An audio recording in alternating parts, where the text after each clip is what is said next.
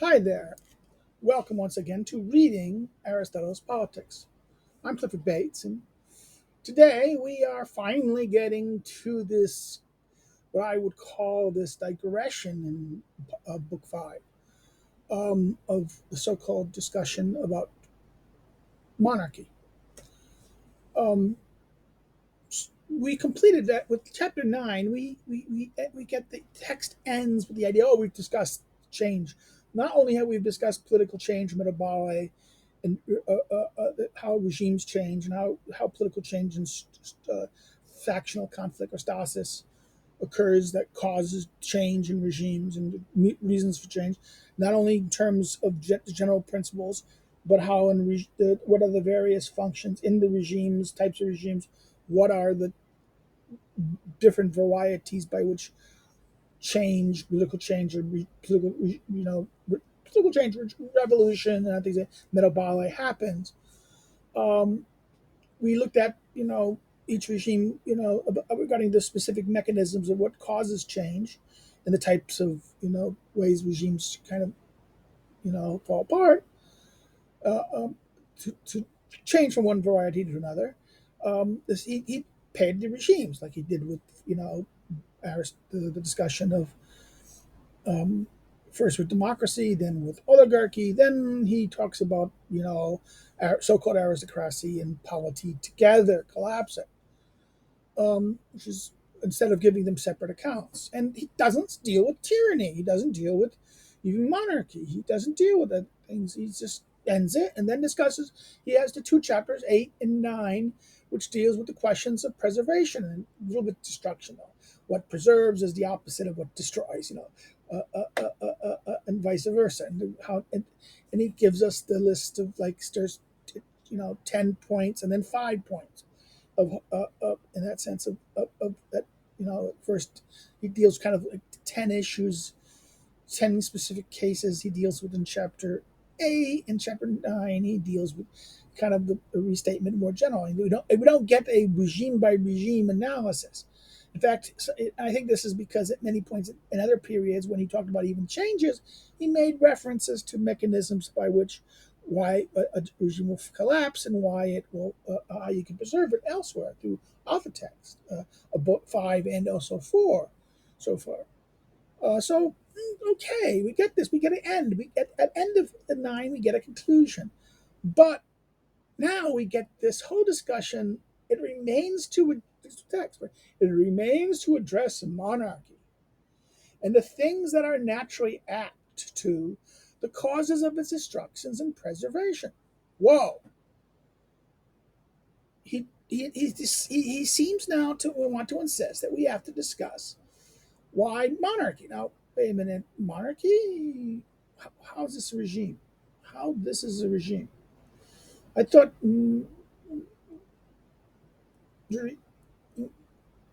kingships and tyrannies, right? Well, no, kingship. Now, king. He speaks of monarchy, monarchia, rule of one. Okay. Now, well, not basileus. That's about kingship. Now, he's dealt with kingship in book 3, and he's kind of hit on what tyranny is. Tyranny. Now he talks about the question of a kind of a whole account, a book on its own, kind of a mini book within a mini book within the book of the politics. A kind of these two chapters, 10 and 11, will be, I think, a kind of discussion of monarchy, but particularly about again its preservation, its destruction, and its preservation. Okay, what it is. Okay, so let's think about this for a second. So therefore, he says, what happens in the case of kingships and tyrannies is very close to what has been spoken of in connection to republican regimes, or with regimes. We're term republican regimes. Now, this is footnote 89. I think this is going to be what? This is going to be throughout this chapter. The discussion is implied between monarchies, being personal rule, whether kingly or tyrannical, and regimes, palakia. Now, Lord says this means political. Now, this is the famous tension between, in a sense, republican or constitutional political orders. This usage seems to be confined to this part of Book 5, though in chapter though in chapter 3:15 in section 11,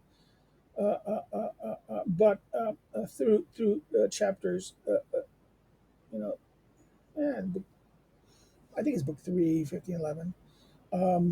Although through CF3, you know, uh, uh, but it may be found in Isocrates and other contemporary writers. In other words, now also there is a thing you can argue. This is also the tension that's the reason he says the difference all the way in book 1, book 1, chapter 1, where Aristotle says, "Oh, kingship and political rule aren't the same." That, in other words, therefore, political rule deals with regimes. Monarchy is something unique. Monarchy is like a mixture of kingship. It's kind of a blurring of two types of things: mass despoteke, a master, mastery, and also kingship. Okay, this is monarchy is this aspect of this, and that I think this is, and therefore monarchy is distinguished between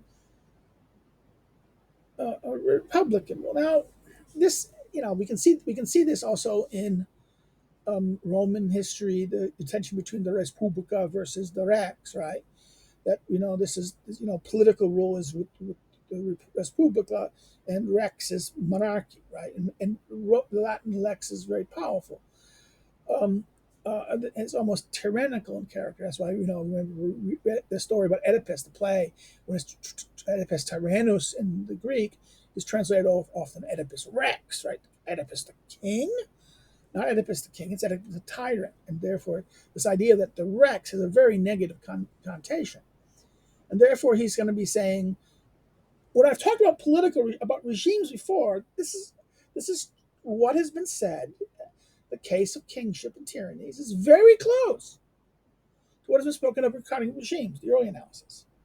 So therefore, this is a separate account in one sense. Kingship accords with aristocracy, while tyranny is composed of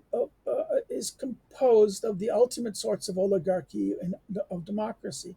Hence, it's the most harmful to the ruled, in so much as it is composed of two bad regimes and involves the deviations and errors of both of them. So, therefore, tyranny is kind of a blending. No, in many sense, tyranny is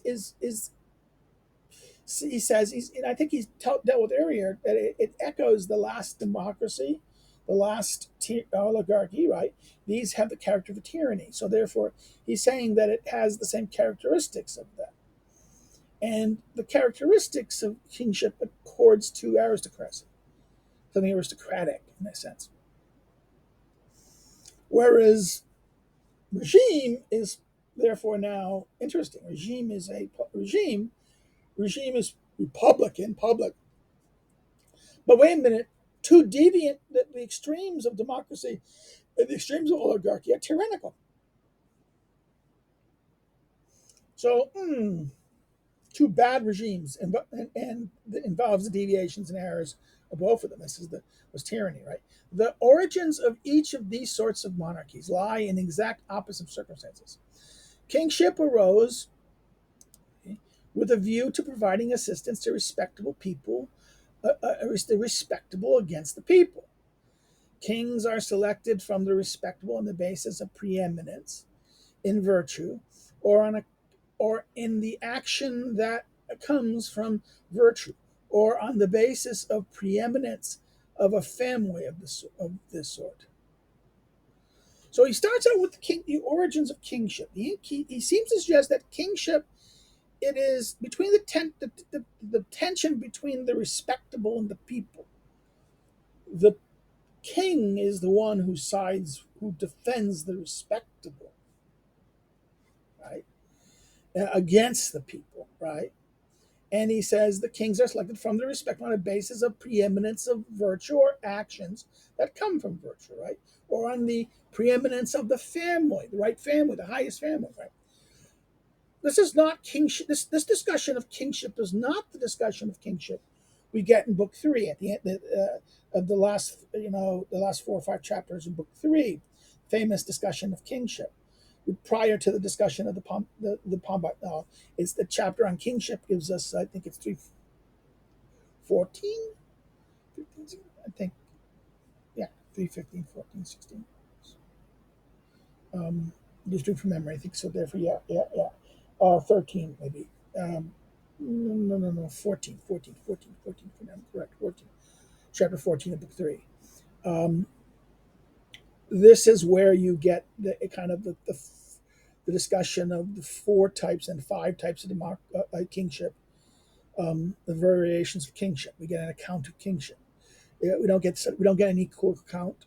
We don't get a similar account of kingship again in book four at all.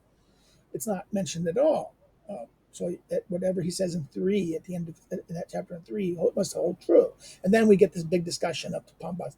The 5 become 2, right? And the beginning of the discussion of 15, 16, and 17, right? And then 18 just wraps up the point. It wraps up the whole discussion of this question about justice and points to the problem of either should we turn to book 7 and 8 or to 4, 5, and 6, right? Here in 5, we get this weird, in book 10, particularly chapter 10 of it, we get now this discussion of kingship. And this kingship is a different type of kingship. This kingship is more, maybe so-called kingship, right? Or political kingship, maybe you can say, okay? But no, it is kind of against its specific origin is that it is standing up for the respectable against the people, right? Now, let's turn to the next time. The tyrant, however, arises from the people or the multitude against the notables, right? In order that the people not be done injustice. What? I thought tyrants are bad. Here, the tyrant is standing up as the people's defender. Think about that. Here, what do we get here? The division here is not between good and bad, but defending the notables and defending the people. And notice the line here is in order that the people not be done injustice by them. The them is the notables, right? That's what's being done. Okay. This is evident. This is evident from events. Most tyrants arose from demagogues, right? Demagogue popular leaders who were trusted because of their slanders against the notable.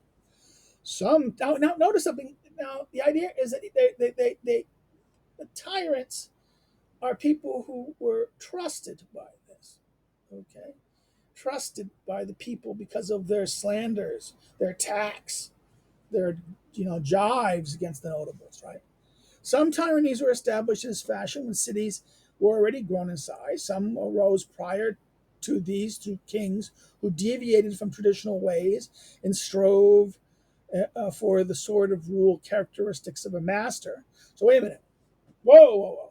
So the first rule is that some regimes some tyrannies started out one as king. They were the people, the demagogues. They came from demagogues, right? The second is kings who decided these were kingships, right? Who deviated in traditional ways and strove to be rule characteristic of a despotes. So, some from persons elected to the authoritative offices. In other words, this is another case. Some from persons elected from authoritative offices. As in ancient times, the people selected magistrates and the ambassadors for long periods of times, and some in oligarchies that elected a single person with authority over the greatest of office. Another one. So therefore, either kings who deviated from this. This is that line. It's very complicated paragraph here, a paragraph sentence. In fact, I'll argue in the Greek, in the sense that it's okay that kings who deviated from it is one thing. This line deviated from traditional lawful ways and strove for character of the master, right? Well, this is true not only about kings, but it's also that from same persons elected from authoritative offices, right? In ancient time, people said magistrates, right? And then this is about true oligarchies, that they elected a single personal authority over the greatest offices. It is easy for all of them to achieve their aims in these situations if only they wanted to do so, on account of the power they already had. The power they had, whether through kingly office or through the power of their prerogatives. Their prerogative. And now he gives example. The example of Peter of Argos and others established themselves as tyrants, where a king already existed. Those in Ionia and Phalis as a result of the prerogatives. In other words, so therefore Phaedon and Argos, right, and other places, because the king was there, and the king and decided to deviate. So that's the deviation from kingship. Here is the result of the prerogatives and of these two places, right? And in Perigi of Lethae, Cliplus of Corinth, Peristos at Athens, and Dionysius at Syracuse, and others in the same manners as a result through popular leadership. Now, this is 90. Phaedon was a tyrant, so Argos, this is some facts of this. Bergam of Miletus, one of the best known of the Ionian tyrants, had risen from a general, and also the case with Phalis of Aragon. So he gives some background cases. I'm going to take a little water on my throat. Sorry about this, but.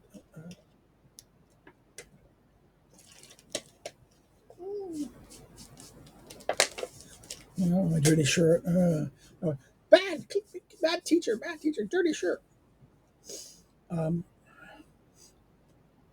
So what is going on here? So the two types, the third example, set of examples are just kind of like demagogues, right? People who do popular leadership.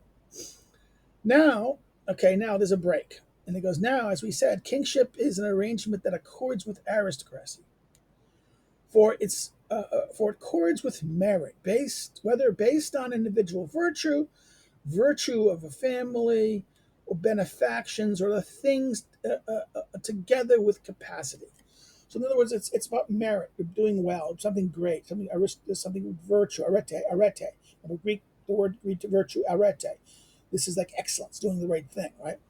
The excellence of a family, a good family. The family is such a clearly significant family. The notables, right? This is the idea of the notables, those people who are something that distinguishes them from other people because of their merit or something that they do, right? They're either in other words, he says their individual virtue, their family, the virtue of their family, the benefit, the good things they do, right? Or these things together with capacity, their great ability, right?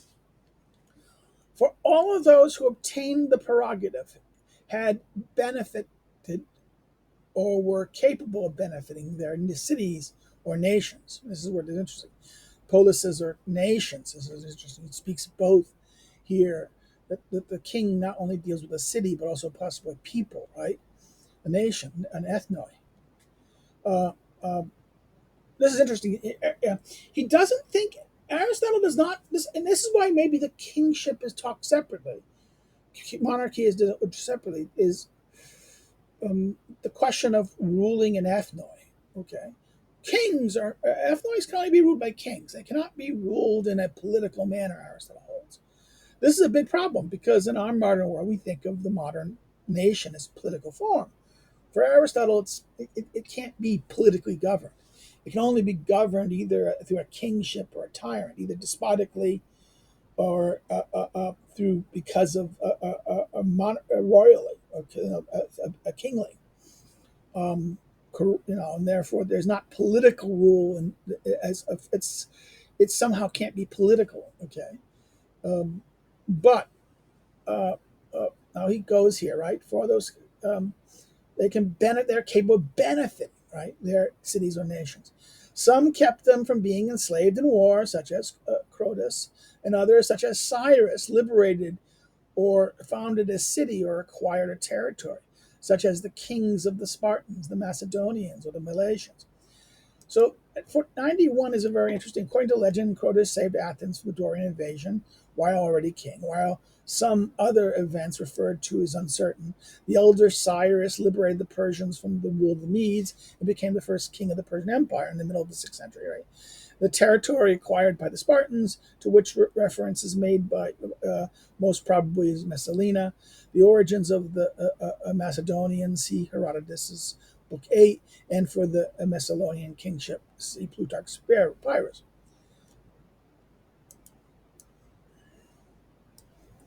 So, therefore, we get this very interesting discussion about the question of kings, right?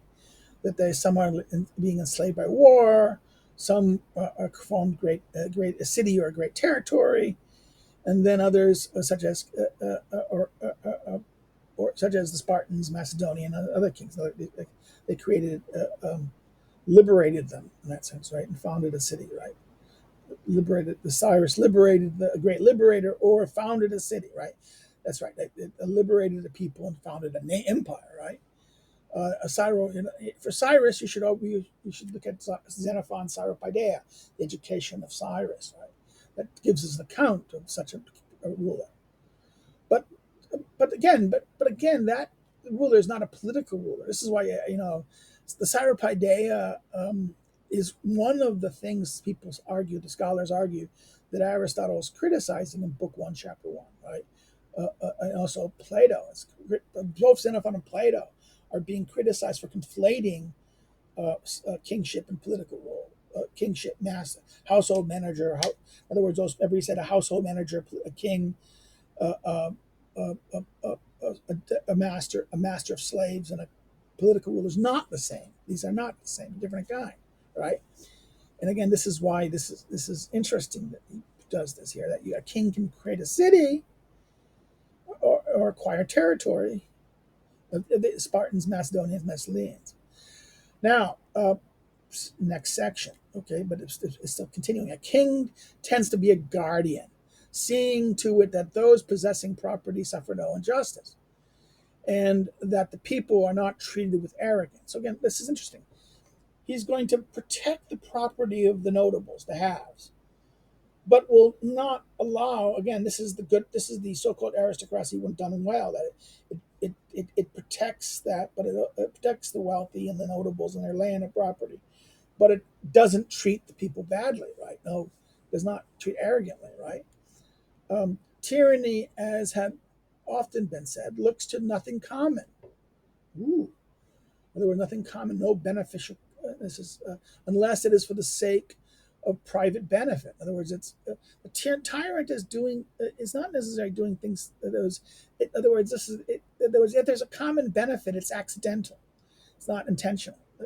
The tyrant is about himself and keeping or the group in question. In other words, it's self-centered towards its interest, whether it be the many.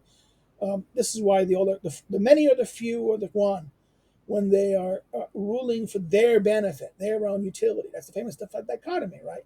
That they are ruling not for the sake of the common. They're not ruling for the benefit of the whole, but they're ruling for their benefit. This is why this repeats that line that the initial understanding that the tyrant is not looking for the common; he is ruling for himself.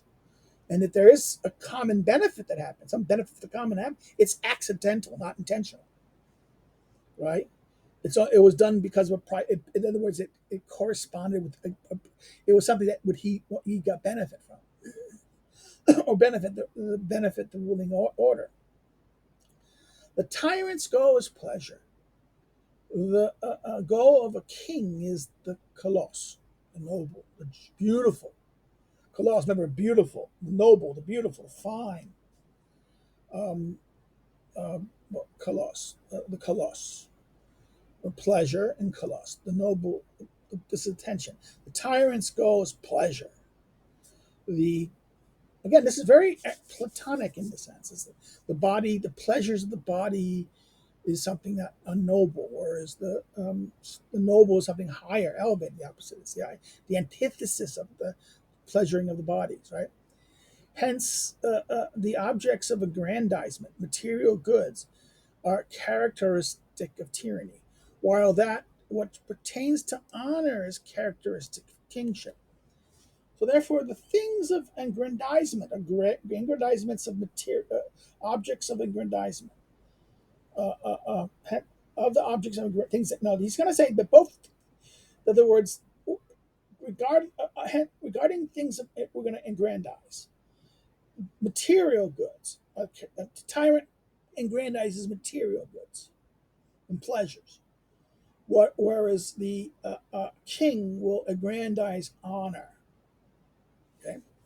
It is characteristic of kingship that it is defined that it's sorry, it's characteristic of kingship that its defense is carried out by citizens, of tyrant that it is carried out by foreigners. In other words, there was this: the who will defend the king?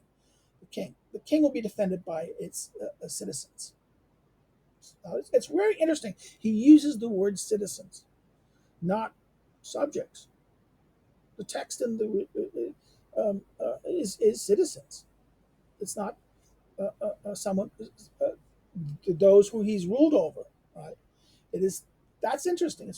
It it is a the citizen comes to his defense by citizens. That's a weird line here, because at one sense we don't think this is about rule of citizens. This is about rule of right of tyranny. It's carried out by foreigners. Now look at 9:2.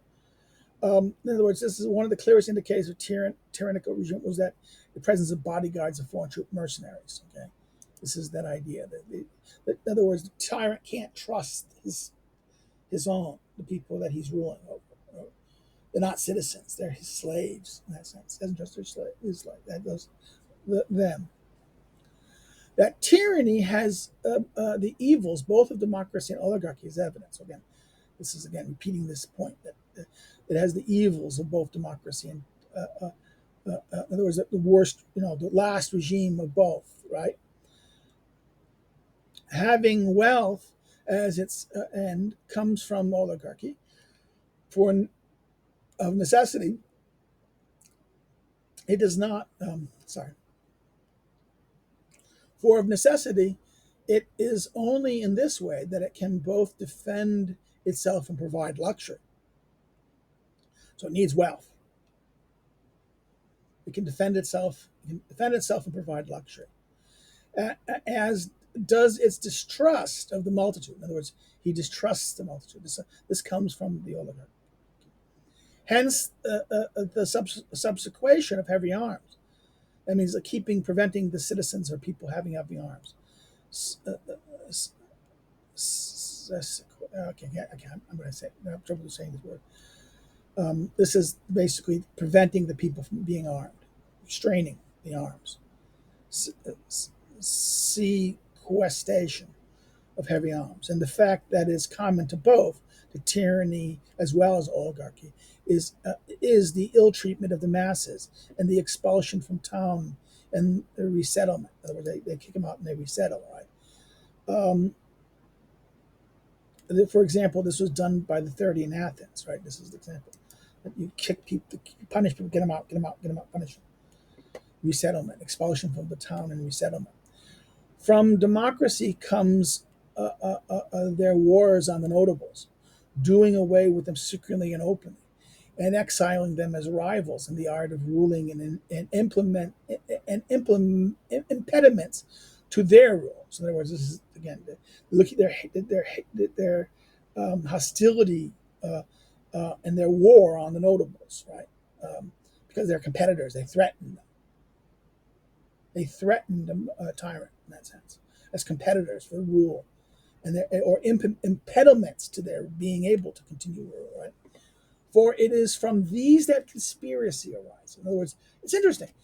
He suggests that this is what interesting, that it's the notables, the great, are where this is conspiracies arise out of. So this is with Machiavelli as well, right? Both of those who wish to rule themselves and those who do not want to be enslaved. So in other words, it's those who want to rule themselves, those who want to rule, that they don't want to be ruled, and they don't want to be enslaved. That's interesting. Two principles here. They're not always the same.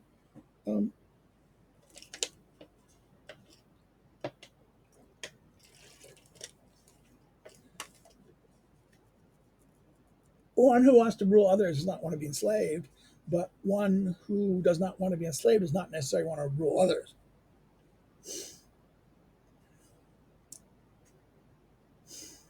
Um, Hence the piece of advice that Periander gave to Thrasybulus, the lopping off of the preeminent ears, the assumption being that it is necessary always to eliminate the preeminent among the citizens. Now, he talked about this earlier. We talked about this um,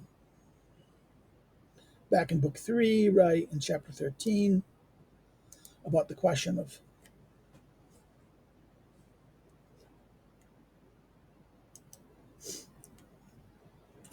about what to do about this, about the question of the preeminent, the great. The tyrants cannot have; they cannot tolerate the preeminent. This is the example that in the the famous discussion of Persander the tyrant to his I think cousin or maybe son, Thrasybulus, who came to get advice. And this story about didn't tell him what to do. He just cut the lops off the ears of the corn, right? Or the ears of the not the corn, but the wheat. As has as has in effect been said, one should consider the beginning points of revolution, the arche of revolutions, of metabole, to be the same in monarchies as in regimes. So therefore, it is, as been said, the arche of the beginning points of metabole, change, are the same in monarchies as in regimes. For it is on account of injustice, fear, and contempt that the ruled in many cases attack monarchy. So therefore he's giving three cases: injustice, fear, and contempt, that the ruled in many cases attack monarchies. In respect to injustice, it is through arrogance above all, but sometimes through the seizure of private possessions, right? Okay. Therefore, what causes the revolution change? It's, well, injustice, fear, and contempt. Okay, he says arrogance above all leads to the, but in respect to injustice, it's through arrogance above all, being better than you, and then but sometimes also through stealing of their property, right? The seizure of private possessions. The ends are also the same. There are in connection with tyrannies and kingship. In other words, the ends are also the same there as in the connection with tyrannies and kingship. For the wealth and honor belongs to monarchs are of such a magnitude that all strive after them. Okay. In other words, the wealth and honor that belongs to monarchs are such a magnitude that all strive after them. Some attacks are carried out against the persons of the rulers, some against the office. In other words, it divides between the person and the office. Because what he's saying here is that the ends, the reason why they're doing it, right? The ends for why people to do it is because there's great wealth and honor, right? Belongs to these kings and tyrants and kings, right? The monarchs, right? And such a magnitude that that all strive, that all want it. It's very easy. All want it. It's interesting that he seems to suggest that all want this. Okay, it's interesting. The assumption here: some attack are carried out against persons and rulers, some against the officers. Those owing to arrogance are against the person. So arrogance, in other words, personal attacks, arrogance. So therefore, he's saying that the two types of attacks on this. One of the is so here it says it owing to arrogance, right? That if it's arrogance, then it's the person. The arrogant. If it's the reason why people are attacking is because of arrogance, it's against the person. Through arrogance is of many sorts. Each of them give rise to anger. And most of those who are angry attack for the sake of revenge rather than preeminence. That is, he's saying that when people are angry, they're attacking for revenge. They're not trying to be better than the other guy. There's two reasons why you want something. I want to be better, preeminence. I want to be the guy in charge.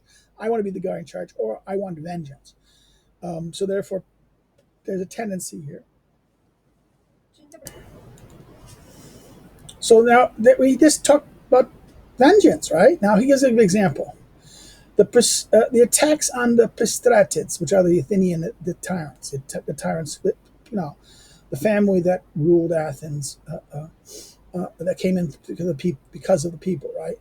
For example, took place because of the abusive treatment of Hardamus's sister and the insult of Harmodus. For Harmodus attacked because of his sister, and uh, uh, uh, Aristogen because of Harmodus, right?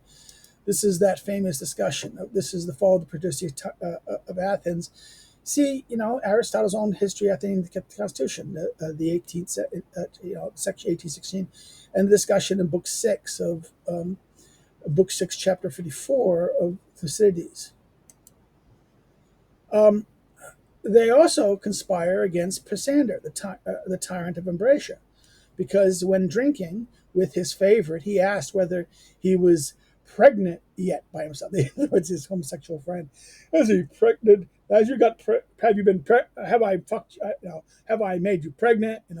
So the attack on Philip by Parasus was because Philip let him be treated arrogantly by Elstilius and those around him. In other words, and that of and Emitenes, okay, Emitenes the little by Darius because Anatemus made fun of his youth.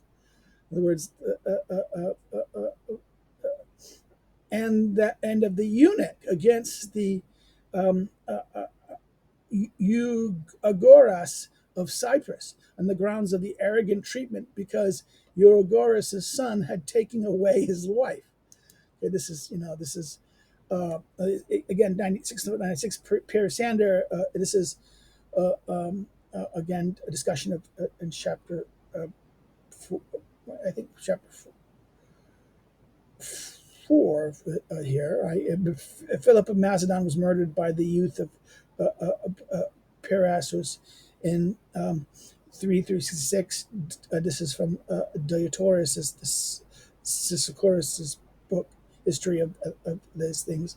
Nothing is known of the incident revolving Darius and Durdas and Antitemus, who were almost certainly another Macedonian king. For further accounts of the murder of Ergops of Cyprus, this period is provided by Theopompus among the fragments. So hmm, this is what's going on here. Okay, the examples. The examples is the Athenian example of Pistaris is because of two things: the insult of the sister, he because his sister was insulted by the tyrant, the pis, the Pistatrids. I never say these words sometimes. And Harmonious' sister was then Harmonious himself, and his lover Aristogenes attacked because of him. Right. This is that famous thing that Pisander, the tyrant of Ambracia, when he was drinking, that's his favorite. And he was killed, attacked by the favorite. The attack on Philip by this boy led him to be treated because he treated arrogantly by another person. He let that person be treated arrogantly by this Attilus and the others around Philip. In other words, the king kind of like, okay, picked on him and that sought revenge. And then lastly, the story of Antyllus and then Dyrdas. Dyrdas because the tyrant made fun of his youth. And then the eunuch, okay, the Eugoras of Cyprus, because what happened is because the tyrant's son took away the eunuch's wife, okay? A eunuch having a wife, okay. Many attacks have been occurred because of disgraceful behavior of certain monarchs towards the person of others. In other words, that person. In other words, you attack the person. In other words, that disgrace. The monarch has treated someone personally badly, disgracefully. For example, the attack of Caritatis on Archaeus. He was always resentful of their relationship.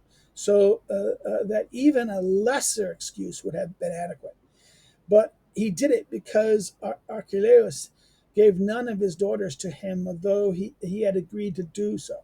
But the eldest he gave to the king of Elima, where he had was hard pressed in a war against the Cyrus and Arsacius, and his younger and the younger to his son uh, uh, uh, and Timus, supposing that this would be uh, likely to prevent him from quarreling with his son by Cleopatra, right?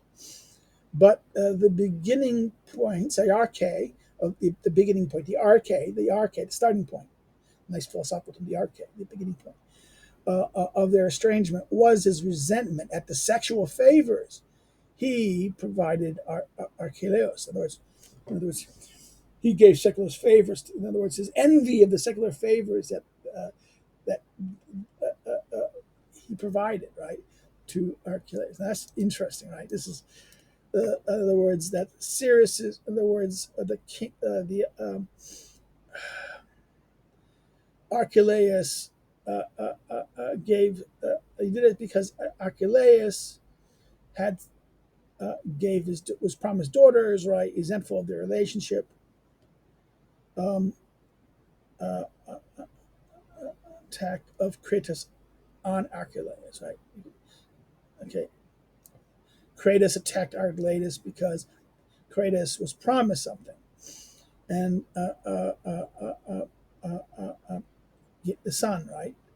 What happened was the child didn't get it, and he thought he'd be happy with it, preventing quality, but no. That he provided the second favors. He provided Archelaus. He did something. He gave him the sexual favors. In other words, he let himself be sexually abused by him. So now that he expected to be treated right, okay? Uh, uh, uh, uh, uh, uh, Nothing worse than a lover scorned, right? Uh, uh, uh, uh, Hel, um, Hel, Helencrates of Lycia joined him in the attack for the same reason, because Archelaus made use of his youth and yet kept refusing to restore him to his home, although he had promised to do so. He supposed the relationship had come about as a result of the arrogance rather than erotic desire. So this is, again, the murder of Archelaus of Macedon. This is Herodotus, Silosus, and Plutarch's Animarchus, right? These are some of the sources you can get the story from. So again, woo, in other words, he supposed the relationship had come from the result of arrogance rather than erotic desire. In other words, the king, these two men will attack the tyrant or the monarch because he used them. And now the question was, did he use it from erotic desire, or did he? Both of them assumed that they used him. The argument is first erotic desire, but then they used him and expected rewards. The second one is that he was used, and it was believed that it was not used. His properties were not, his homes were not restored, and therefore things that he should have been given to him, back to him, weren't. So therefore, it was seen not as erotic desire that was done. The king. The king did these made these things, used them not for erotic desire, but arrogance. Okay, right. And then next example. Okay, Pyrrhon and Heraclitus of Anasus did away with Cotus, to avenge their father, and Adamas revolted against Cotus on the grounds of arrogant treatment, because he had been castrated by him as a child. Okay? Again, Cotus, the tyrant of the Thracians. This is an interesting. He was, the king castrated Adamas as a child, right? Because and many, in anger being at physical outrages and feeling arrogantly treated, have killed or attempted to persons holding office or with royal connections. Right. This continues that thing. The phrase Basileus Anastastes. Right. This is the the dynastic of kingly dynasties, right? Dynasties. In other words, that hold royal connections or a tied to the royal dynasty, holding office or tied to or of the royal dynasty, right? Dynastic of the same connection. For example, when the Thucydides at Mytilene went around and struck people with clubs, Megalius and friends attacked and eliminated them. And later, Semidlus killed Penthilus after being beaten and dragged away from his wife.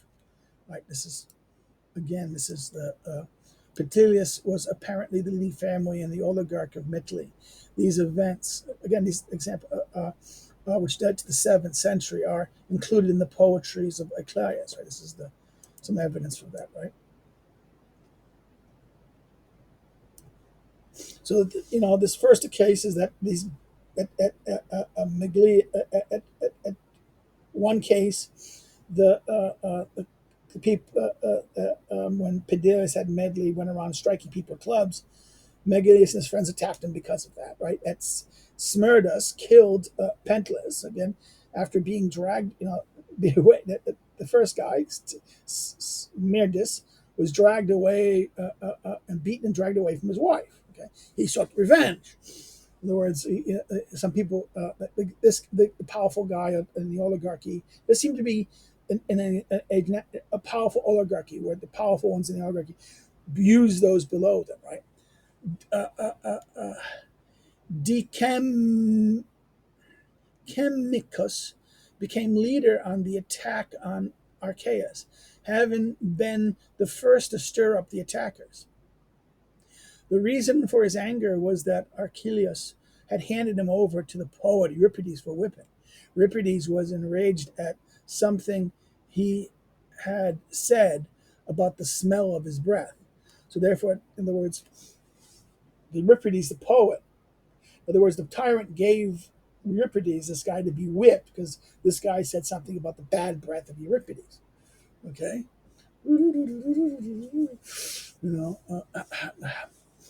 Now, and many others have been eliminated or conspired against for reasons of this sort. Notice the reasons. It's about what? Treating people arrogantly regarding the things of their, not only of their property, but of their bodies, of their sexuality, of these things, of their honor, of their honor. It's kind of honor. This is the Machiavelli's point about never touch. A good rule for a tyrant is never touch people's property or their women, or that's honor. Don't touch their honor. If you touch their honor, to touch their bodies, to touch their things like this, and treat them arrogantly, is to make them angry. Their honor will be besmirched. Their pride will be besmirched, and they will want revenge. And therefore, this is why many others have been eliminated or conspired against for reasons of this sort. And similarly, through fear. For this was one of the causes mentioned earlier. In other words, back in fear in monarchies. In monarchies, as well as the case of regimes, right? Fear can be admitted. Now, he's not talking about examples of fear, right? If one was abused, now fear. Artapanus, for example, killed Xerxes out of fear of being accused in connection with Darius, whom he had hanged without orders from Xerxes, but on the supposition that he would forgive him on account of his forgetfulness when carousing. So therefore, this is the murder of Xerxes, the Persian king, right?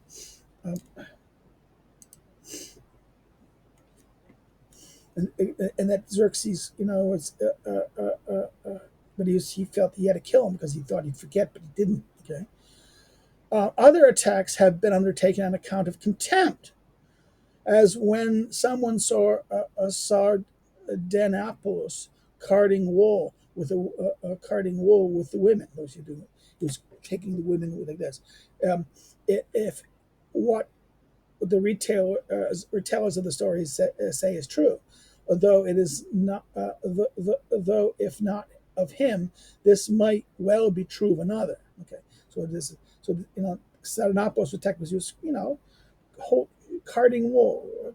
In other words, doing the work of women, right? Doing the work of women. And Dardanus attacked Dionysius the Younger because of his contempt for him when he saw the citizens in the same conditions and Dionysius himself always drunk. The reference in Retailers of Stories, this is Retailers of Stories, is hoiloi mythologontus would seem to be particularly to Ctetus, the historian of the Persian court.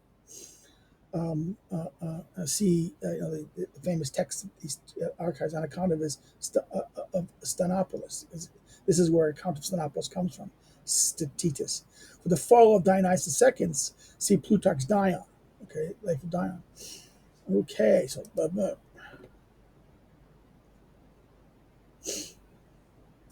so Dionysius, because he was drunk. Okay, this is that I looked at these people for contempt. I looked at those and saying, "Oh, I don't respect you. You're acting. One was acting like a woman, and one is drunk." Uh, even certain of their friends attack them through contempt, for they feel contempt when because they are trusted and will escape notice when conspiring. So, in other words, the friends will look at them saying, "Oh, okay, he's acting badly, he's speaking like a drunk woman, he's womaning." So his friends, even their friends, not only others, but friends, the ambitious, those who suppose they are capable of taking control of the office, also in a manner attack on account of contempt. So the citizens, in other words, just people in general do this, people who are their friends, and then people who think they can be rulers, those who suppose that they could take control, capable of taking control on account of contempt. They make the attempt easily, as they feel themselves capable and feel contempt for the dangers account of their capacity. In other words, those people. Thus, generals attack their monarchs, as Cyrus attacked Aegeus, for example, out of contempt, both for his way of life and his power, because his power had deteriorated while he himself lived luxuriously. And the Thracians, Thessalus attacked Armadacos when he was his general. Okay. Again, 103, Aristotle appears to assume, contrary to most authorities, that Cyrus was not also the grandson of Aegeus, the king of Medes. In other words, he was also the grandson, but he seems to be, he was a military leader, a stranger. Aristotle's account seems to disagree with Cyrus on this. Or the presentation here is that of a person who is a military officer looking at a thing of contempt and being capable of ruling myself, knowing I'm capable of ruling this. I see you so low and hold you in so contempt, and because of your luxurious living and weakness, I will strike at you. Some also attack for several of these reasons. For example, both out of contempt and through profit, as the Myrtides attacked Aristobulnes. Now this is 104. Which is that? This is proper reference to Aristobulnes, who was a satrap of Persian province of Pontus in the 4th mid-century, but it's not certain. Something is, a text is suspected here. Something is missing, he argues.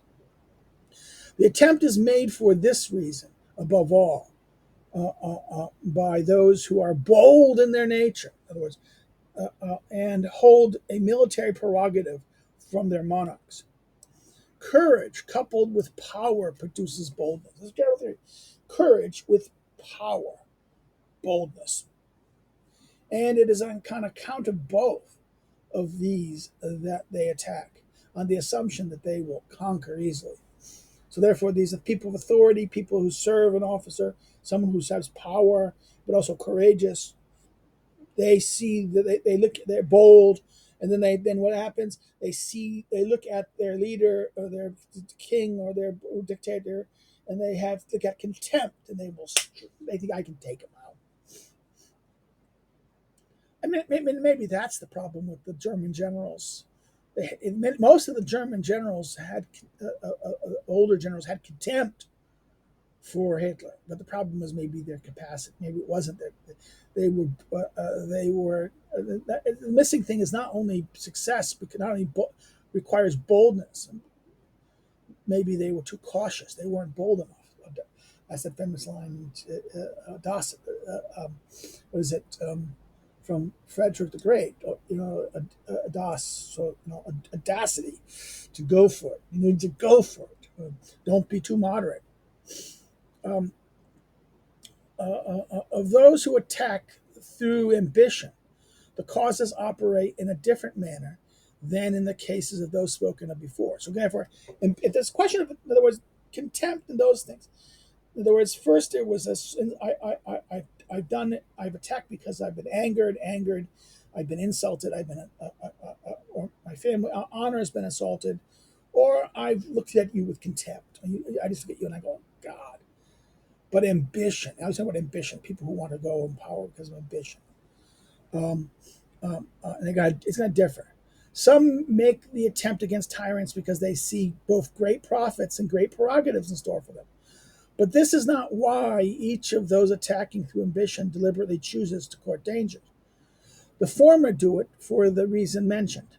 In other words, the people who did it they've been harmed. The latter make an attempt against monarchs because they want not monarchy but reputation, just as in the case of any other extraordinary action from which men acquire a name or become notable in the eyes of others. In other words, I want a reputation. In other words, ambitious person, in other words, people we talk about, they did because I have contempt, I want this, they've harmed me, I have a reason. But the person who does it for ambition wants to be great.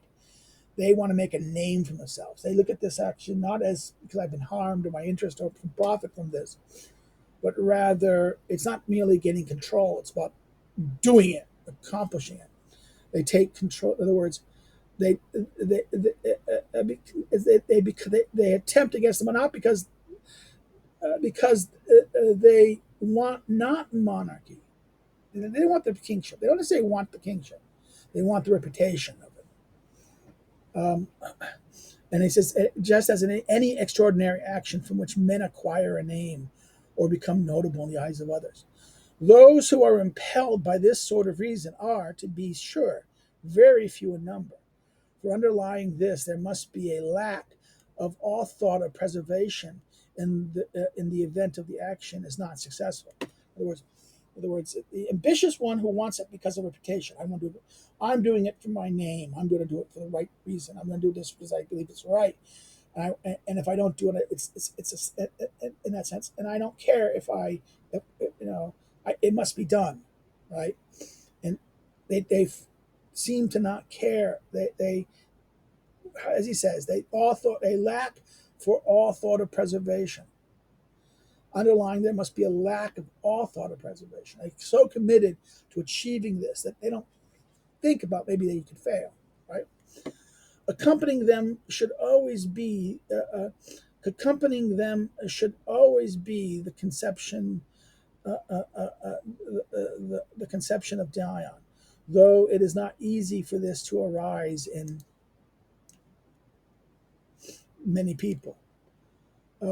He set off on the campaign against Dionysus with a few followers and asserting that a matter stood with him in such a way that, however far he was able to proceed, it was enough for him to have that much of a part in the action. For example, if he should have happened, so if it should happen that he had met his end after just setting foot on the land, that death would be noble one for him. In other words, this is accomplishing. In other words, they want to destroy the tyranny. They want to destroy the tyrant. They want to destroy the tyranny. Dion, right? Dion does this just by putting my foot here, and if I die because of it, it was worth doing, right?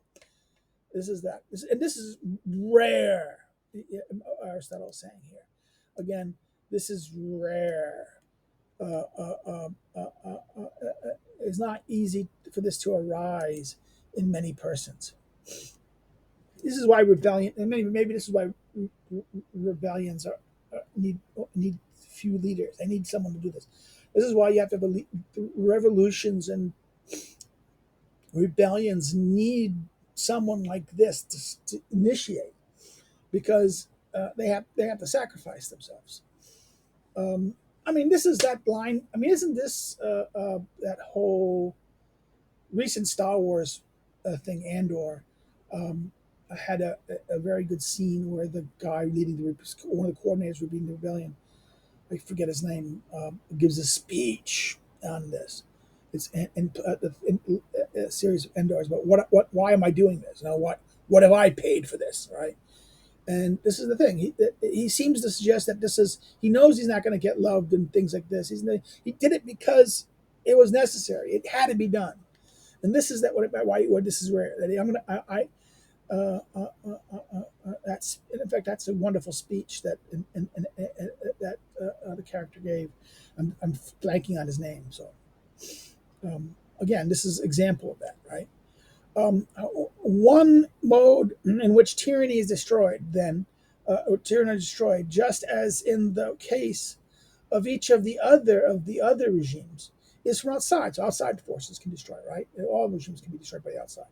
So tyranny is attacked by if there is some regime opposed opposite in type that is stronger. So in other words, a regime that's out there that's stronger than an outside force comes in. Now, this is the outside force, right? One mode tyranny is destroyed is from the outside force. The wish to destroy it will be present on account of the opposition implied by the choice of regime type and what men want to do and all who are capable of it. In other words, but regimes are necessarily opposed. The rule of the people to tyranny is accordance with Helots Hesiod's parter against parta, adverbial expression, and works in days, past 20, that potter against parter. Since the extreme sort of democracy is a tyranny, kingship and aristocracy because of the opposition to the regime. So the tyrants don't like it, but the tyrant is something. Why do the people don't like it? Because the Hesiod says potter against parter. Envy. I want to pull them down. This idea that we don't want somebody being so powerful than us. We want them all be us. So that the Republican or regimes, the rule of the people, don't oppose the tyranny because the people just resent it, even though the last regime is tyrannical, right? And hence kingships and aristocracies because these regimes are based on honor and virtue that are opposed to tyrant. Hence, the Spartans overthrew many tyrannies, as did the Syracusans during the period which they were finely governed finely, beautifully, right, Kalos. Other modes in which tyranny is destroyed is from within itself, when those sharing power fall into factional conflict. So therefore, he starts it out here that they collapse, one by outside forces, regimes, they don't like them, right? Another is that they inside because what those holding power fall into stasis, as with tyranny of Gleros and his family, and that of Dionysus and his family today. The tyranny of Gleos was destroyed when Theraspulus, the brother of Hero, sought popularity with Gero's son and impelled him towards pleasures, so that he might rule himself. Those succeeding in this, Therapolis aroused the opposition of others in the family. When the conflict became evident to some notables, some began to take up arms, and the result was that the kin combined together so that the tyrant would not be entirely overthrown, but only Theraspulus, while those among the notables who had combined, having the occasion, expelled all of them. So that's 106. This compressed an obscure account of the dynastic fall of Gilon and Syracuse most certainly involves textual corruption, he argues. Probably several lines have been lost describing the intervention of other elements in the city between the quarrel between Theraspulus and Negeron's son. I have, in a sense, tried to supplement them. That's why he's doing this.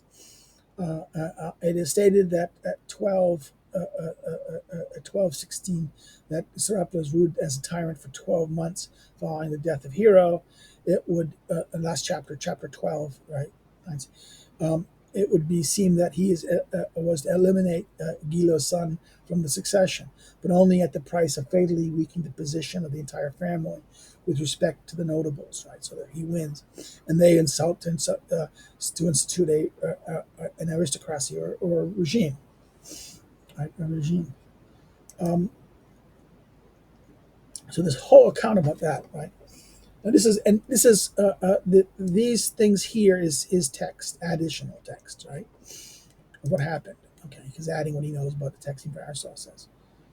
So we get this account of the tyranny at Galo. So this is done this way because he then aims at this guy aims at the son, and then what happens is he eventually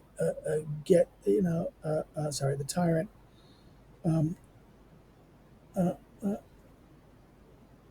he gets to do this, and but then what happens? It's so weak that the people overthrow him.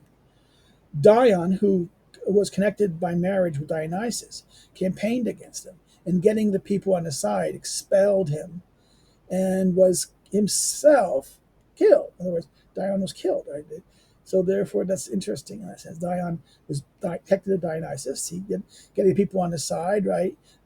Expelled Dionysus and was himself killed. There are two reasons for which they attack tyrannies above all: hatred and contempt. Again, Machiavelli, Prince. Hatred and contempt. Machiavelli's Prince. This is why I call this. This is why I call these two books Aristotle's Prince, and why it's going to be so low, I think, long. The former of these, hatred, always exists for tyrants, and many have been overthrown as a result of contempt. And indications of this is that those who acquire their offices also defend them, while their successors all perish immediately, so to speak. For because they live a life of gratification, they fall easily into contempt and provide many occasions for others to attack them. Anger, too, should be regarded as part of hatred. For in a certain manner, it acts as a cause of the same action. Often, indeed, it is more conductive to action than hatred. In other words, anger. Anger is more hatred. In other words, they attack in more determined fashion on account of passion, not using calculation. In other words, not using calculation. Uh, um, anger just hatred enough is not enough. Anger is more powerful because passion plus skill than calculation. It particularly happens when they let themselves follow their spiritedness, thumos, as a result of arrogance, which is the reason the tyranny of Perestus was overthrown and many others. While hatred does this while hatred does this to a greater extent. So what is this? Contempt and hatred. Um, uh, it goes on the discussion of contempt. They provide more occasions to attack them. They're able to do this, and then but hatred is more powerful. So to speak, to speak somewhat, whatever causes we spoke of in the case of both the unmixed and the final sort of oligarchy, and of the extreme sort of democracy, are to be regarded as causes in the case of tyranny as well. For these regimes happen to be tyrannies divided among the people, among many persons. So therefore, he ends up so tyranny is. Now he says, what is it? Now he's going to switch it. Kingship is destroyed least of all by things outside of itself, and hence it's long lasting. Most of the sources of destruction are internal, so therefore kingships are not going to be really destroyed by outside forces, generally, you say. It's usually internal. It is destroyed in two modes.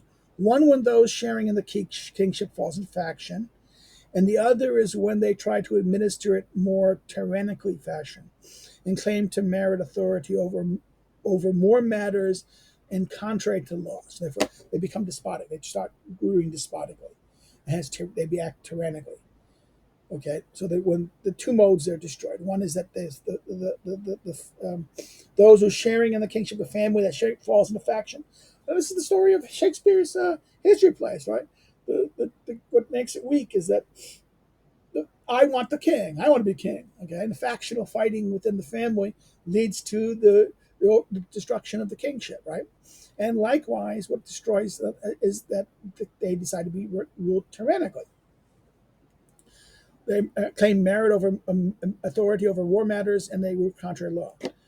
Kingship no longer arises today. In other words, interesting. Kingship tends not to arise today. If monarchies do arise, they tend to be tyrannies. This is because kingship is a voluntary sort of rule, with authority over relative great matters. But today, there are many persons who are similar, with none of them so outstanding as to match the extent and the claim to merit the office. Again, this repeats here the argument he's given earlier in Book 3. In other words, he gives a history of regimes, and in our account of the three Pambasileia, he's raised this before.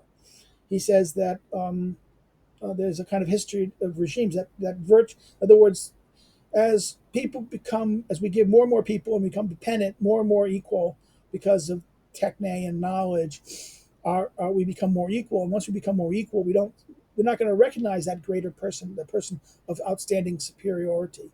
And because of that, this is why kingship doesn't arise, because he says kingship is voluntary in the sense that it's agreed to. People say, I like this guy. He's great. We should follow him. Rather, today, monarchy and tyranny arises because they have power, right? Government, and there are many persons who are similar, with none of them so outstanding as to match the extent and claim to merit for office. So on this account, men do not voluntarily endure it, right? And if someone should rule through deceit or force, this is already to be held as a sort of tyranny. So, there's something wrong with this. If someone should rule, this is tyrannical.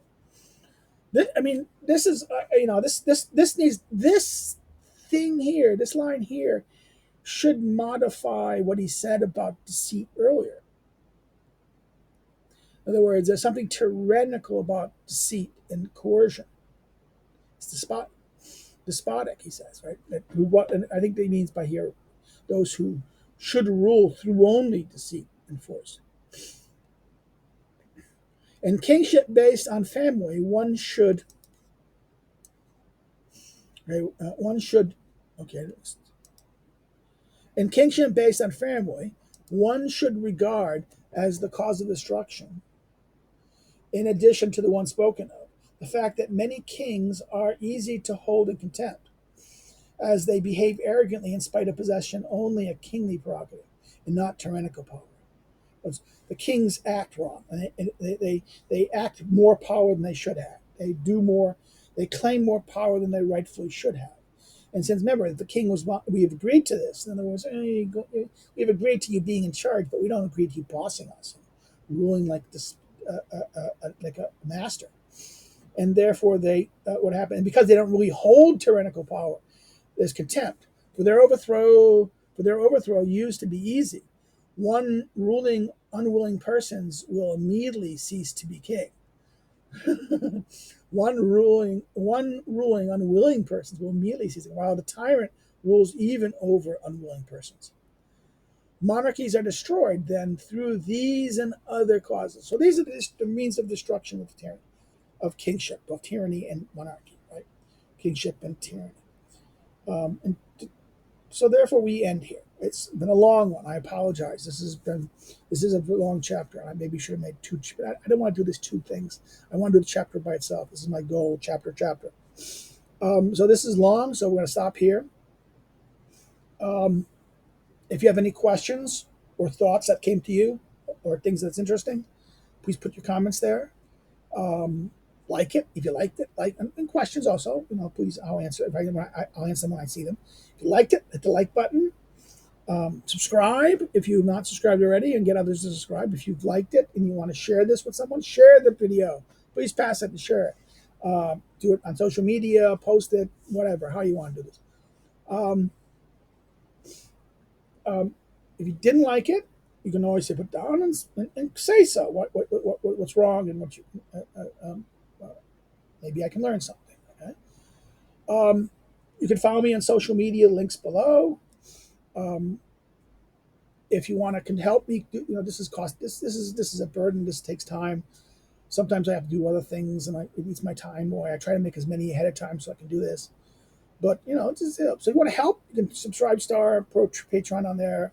But you're gonna say, "Oh, but there's nothing there. There's no one's." Yes, that's true. So it's there if you want to help. You can send me money also. But no way you can help is you can buy the book. It's This book is a notebook on Aristotle's politics by Lulu. It's available on Amazon. You can buy Lulu directly. The links are below. What's useful about this? This is a tech. This is not a text. This is kind of a study guide.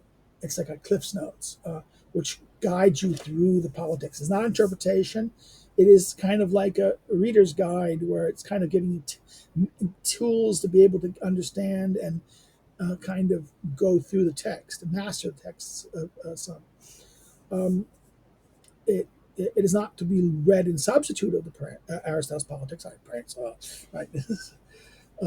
But and it will help me. Okay, I don't get. I'll get more. I'll get more if you buy it through Lulu than if you do that, but I'll still get something. Please do that. It'd be useful. Thank you. It should sell more. It should sell. It's not selling that great. It should be selling. This is one of a kind thing out there that actually is kind of like a series of notes that go through the text with graphs, charts, and things like that that help you, understand text better. And I'm a little disappointed that it's not being used, but I think the price maybe, if the price could be cheaper, but the problem is it can't be cheaper because of the cost. I originally wanted to do it for under $20. I couldn't get that. It's too long. So it's about 200. It's because of the detail and the content. Even if I excluded the bibliography in here, right? If I just left everything, it's about 250 pages. Come on, of material. That's so. Okay, that's it. We'll see you next time. Next time we'll do chapter 11, which deals with preserving these regimes. Okay, take care. Bye bye.